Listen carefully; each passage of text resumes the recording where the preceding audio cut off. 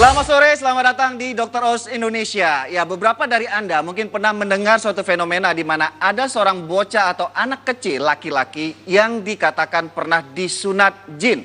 Kondisi ini banyak ditemukan oleh para orang tua di mana saat anak pulang dari bermain di luar rumah, tiba-tiba kondisi si anak seperti sudah disunat. Atau di saat anak sedang tertidur lalu bangun menemukan hal yang sama. Sayangnya tidak sedikit para orang tua percaya bahwa kondisi yang dialami oleh anak-anak ini disunat oleh jin.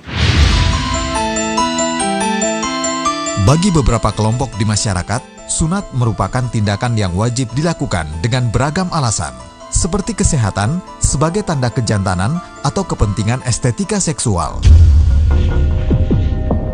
Namun, ada beberapa kejadian di masyarakat yang kondisinya mirip seperti disunat, tapi belum ada kulit yang dipotong atau dihilangkan, layaknya sunat yang dilakukan oleh medis. Benarkah kejadian ini dilakukan oleh makhluk halus? Kali ini saya sudah menghadirkan Bu Uur dan anaknya Rasha. Beri tepuk tangan buat mereka berdua. Nah, Ibu Uur, usia Rasha berapa tahun waktu itu Rasha diperkirakan atau Ibu mengatakan itu disunat jin? 5 tahun setengah. 5 tahun setengah. Yang pertama kali menemukan Rasha seperti disunat jin siapa? Enggak, dia nangis. Nangis. Mama, rasa kita berdarah. Gitu tuh saya paranin, saya lagi masak.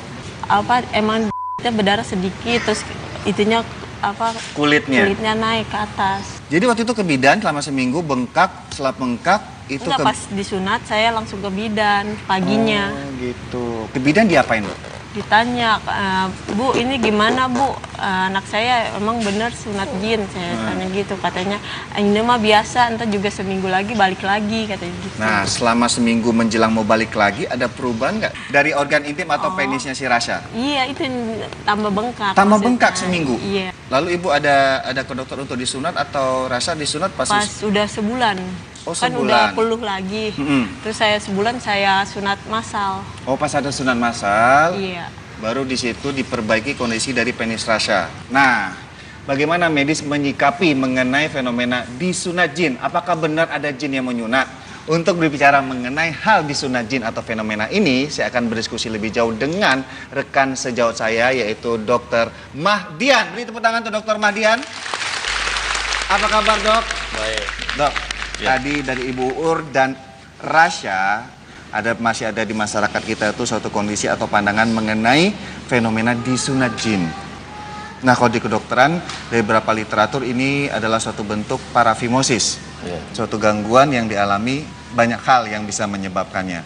Nah, bisa dokter tambahkan untuk menjelaskan masyarakat di Dr. Oz Indonesia tentang fenomena sunat jin ini, Dok? Ya, baik, terima kasih. Jadi sunat jin itu sebenarnya hanya mitos. Mitos. Jadi itu satu kondisi yang secara medis disebut dengan parafimosis. Oke. Parafimosis itu adalah kondisi penis. Ini boleh saya tunjukkan seperti ini ya. Oke, berarti kita simulasi ya, Bu, simulasi, ya? ya. Ya, jangan dipikir macam-macam ya, Dek.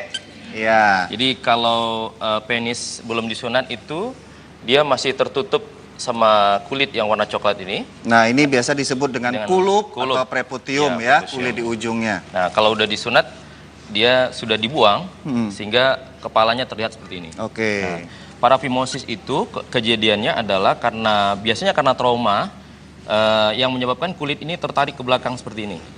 Trauma ini biasanya kebanyakan disebabkan oleh Bisa karena misalnya lagi bermain terjatuh, misalnya main sepeda jatuh, atau pada saat tidur tidak sengaja dia tarik kulitnya begitu. Ya. Atau memang anak-anak suka bereksperimen. Jadi misalnya karena rasa gatal atau apa dia main-mainkan. Jadi ini kebiasaan juga saat buang air kecil ya, orang tua juga harus sering memberitahukan si anak. Iya. Pipis dibersihkan. Oke. Nah, jadi parafimosis dia kulitnya tertarik ke belakang tapi tidak mau kembali lagi. Tidak bisa dikembalikan ke depan. Jadi kelihatannya persis sama seperti yang ini gitu. Seperti disunat ya. Disunat. Cuman kalau kita bawa ke orang tuanya bawa ke dokter atau ke bidan yang paham, di sini masih terlihat sebenarnya lapisan kulit yang berlipat-lipat. Kemudian karena dia mengalami jepitan, beberapa hari kemudian dia akan mengalami inflamasi atau bengkak. Ya, seperti yang dialami Rasha tadi ya. Itu terlihat bengkak. Nanti setelah bengkaknya hilang dia akan balik lagi sebenarnya begitu. Jadi dia balik seperti semula ke depan begini. Jadi ada dua kemungkinan. Yang satu adalah dengan pemberian obat, ya, terapi. Ya. Tapi apakah ini sebaiknya di saat ditemukan seperti ini dalam kondisi bengkak langsung disunat, apa kita tunggu dalam tempo berapa hari ada perbaikan dari peradangan atau bengkak tadi atau gimana? Ya, jadi sebaiknya karena dia biasanya mengalami inflamasi, dia kita tunggu sampai dia bisa balik lagi ke depan. Karena secara teknis nanti akan lebih mudah menyunatnya apabila kulitnya sudah kembali. Iya. Mungkin kita bisa bergabung di sini dulu, Dok. Ya. Ada penonton saya mau nanya mengenai sunat? Idealnya untuk sunat itu usianya berapa tahun? Saat yang terbaik untuk sunat itu adalah pada waktu bayi. Bayi di mana pasien itu atau bayi itu belum tengkurap.